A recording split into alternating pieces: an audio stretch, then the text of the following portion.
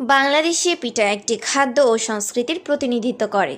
বাংলাদেশের ক্ষেত্রে তা নিঃসন্দেহেই পিঠা। আমাদের জন্য পিঠা শুধু একটি খাবারই নয়, স্মৃতির ভাণ্ডারও বটে। শৈশবে শীতকাল মানেই যেন ছিল মায়ের হাতের বিভিন্ন স্বাদ ও নকশার পিঠা, আর সেই পিঠাগুলোর পেছনের ইতিহাসের গল্প শোনা। পড়াশোনার যে একঘেয়েমিতা তা কাটিয়ে ওঠার জন্য যথেষ্ট সহায়ক হবে।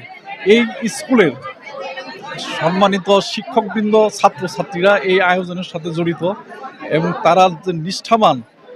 যেখানে শিক্ষার্থীরা এই দেশের সংস্কৃতিকে উপস্থাপন করে, এই দেশের সংস্কৃতিকে তুলে ধরে, এই দেশের সংস্কৃতিকে লালন করে, তারই মধ্য দিয়ে আজকের এই সাংস্কৃতিক অনুষ্ঠান, সাংস্কৃতিক এবং পিঠা উভয় উৎসবের মধ্য দিয়ে আমাদের শিক্ষার্থীকে শিক্ষা জগতে আরো অগ্রসর দিকে নিয়ে যেতে চাই। এই এলাকা পিঠার নাম শুনলেই জিভে জল আসে না এমন বাঙালি পাওয়া যাবে না। বিশেষ করে শীতের পিঠা বাঙালির জীবন ও সংস্কৃতির এক অবিচ্ছেদ্য অংশ। কিছুদিন আগেও শহুরে সংস্কৃতিতে পিঠার অবস্থান খুব নগণ্য হয়ে পড়েছিল, হারিয়ে যেতে বসেছিল পিঠা। কিন্তু ধীরে ধীরে ফিরে আসছে পিঠা। শহরের বিভিন্ন স্কুল কলেজে পিঠা উৎসব আয়োজনের মাধ্যমে মানুষের মাঝে আগ্রহ বাড়ছে। ফিরে আসছে পিঠা খাওয়ার ধুম। সেই ঐতিহ্যকে টিকিয়ে রাখতে এবং পরবর্তী প্রজন্মের মধ্যে তা ছড়িয়ে দিতে গাজীপুর মহানগরের কাশিমপুরে পিঠা উৎসবের আয়োজন করেন আজিরুন্নেসা পাবলিক স্কুল অ্যান্ড কলেজ।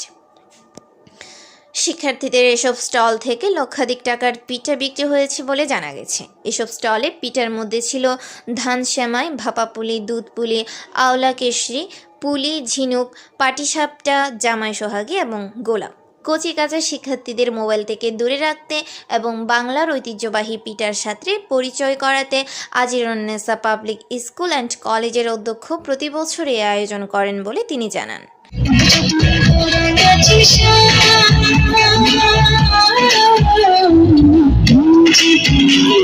এদিকে নানা রকমের বাহারি পিঠার সঙ্গে উৎসবাঙ্গিনায় স্কুলের নিজস্ব মঞ্চে অনুষ্ঠিত হয় সাংস্কৃতিক অনুষ্ঠান। এতে বিভিন্ন ক্লাসের শিক্ষার্থীরা এই সাংস্কৃতিক অনুষ্ঠানে অংশ নেন।